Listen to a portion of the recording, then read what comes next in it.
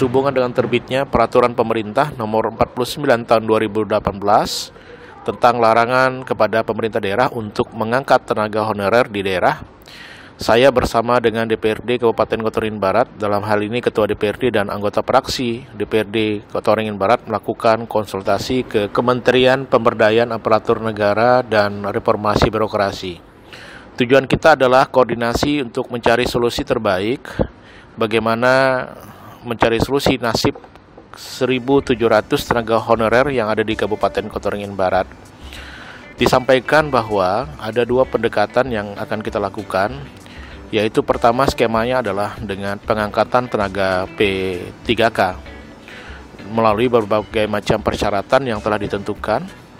Dan kita ketahui bersama bahwa P3K ini tidak menjadi salah satu solusi yang paling efektif di daerah. Karena apa? Karena masih banyak tenaga-tenaga honorer yang pengangkatannya ini tidak memenuhi syarat untuk masuk di dalam program P3K. Contoh adalah tenaga kontrak yang saat ini kita angkat di bidang pelaksana seperti pemadam kebakaran, kemudian juga cleaning service, supir, kemudian juga tenaga honorer yang spesifik lainnya, seperti misalnya di bidang komputer, yang programmer, kemudian juga Satpol PP, kemudian BPBD, di mana jumlah mereka tidak sedikit dan nasib mereka di 2023 ini masih belum jelas. Maka untuk itu kami mengusulkan kepada pemerintah pusat untuk mempertimbangkan kembali Peraturan Pemerintah Nomor 49 ini.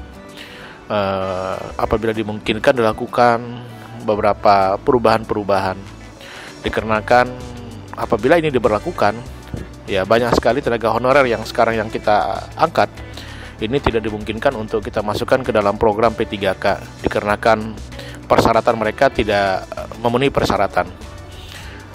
Solusi lain memang skema yang kita lakukan ke depan adalah bagaimana bersama DPRD ini kita membuat sebuah skema penerimaan tenaga kontrak dengan outsourcing atau dengan perjanjian kerja kepada pihak ketiga.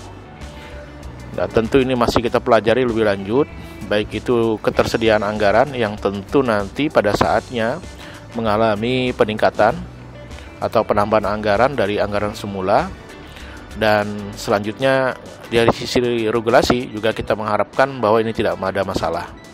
Yang pasti bahwa keinginan kami, pemerintah daerah Kota Waringin Barat, bahwa di 1.700 tenaga kontrak yang sekarang diangkat oleh pemerintah daerah, ini ke depan masa depannya tetap jelas, kemudian mereka bisa bekerja.